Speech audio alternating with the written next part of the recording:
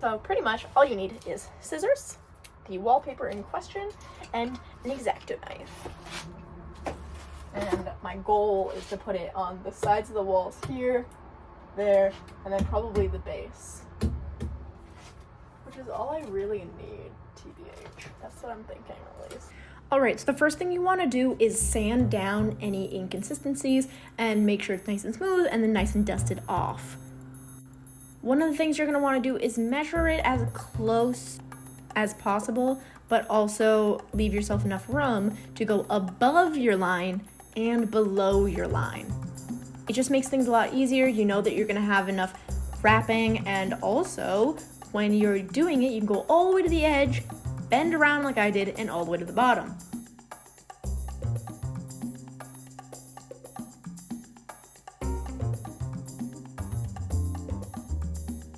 Here I am leaving paper in front of everything, so that had to change.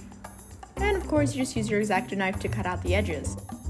It's pretty much just one big giant sticker, so as long as you can get as close as possible, you can actually just peel it up all the way through, and it doesn't leave any adhesive or residue on anything.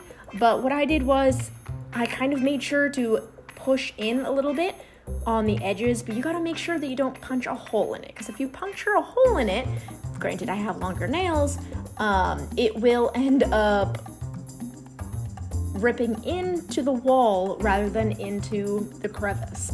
This is actually a super thin material, which is great, so you don't have to push down so hard on the Exacto knife. Just enough to get that slice in and not enough to really scratch anything.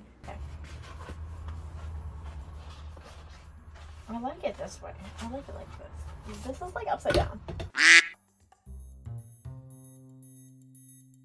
So here you'll see I actually adjusted what I was doing. So I pushed it all the way up, gave myself a basis where everything kind of sticking to the wall, and then I completely take out that underside. I feel like it was just easier in that smaller space. If you're working on a big wall, it's different. If you're going to be inside of cabinets, it allows some leeway without actually ending up tugging or ripping the paper that's stuck to it under.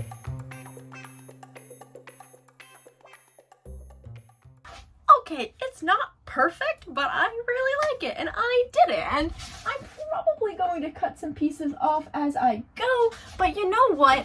I did not use the whole thing, it just kept sliding out. So because I can't keep it in, I'm gonna probably use it in a few different places, like the closet, and I'm gonna go underneath here, but I don't even know what's really gonna go underneath here. But pretty much anything that's inside that I wanna look pretty, I'm gonna beautify, so let's do it. All right, so I know that my other cabinets are round, which already was a challenge, but here you'll see that there's two different divots, and this is kind of where things got a little tricky. So I had to give myself a little bit more room up top while I was measuring so that it can go to all the sides. Then what I did was I squeezed it all the way down, make sure that I took out any air bubbles, which were super easy to get out. It's better if you have a credit card. I didn't, I just ended up pulling it up a little and squeezing it back down. And what I ended up doing was just cutting along the edges that would almost fold like an envelope. So I did the bottoms first, then I pushed it all the way up to stick properly, and then I cut off all the excess. Kind of like some weird backwards origami stuff, but if you just give yourself enough room up top, you'll be fine. And then cut along the sides that are not bending, so that way. So I don't have enough. I only have enough to do some of this cabinetry under the sink. Now what I'm thinking is I actually have some weird extra scraps, but they don't match anywhere, and I'm not gonna be like that.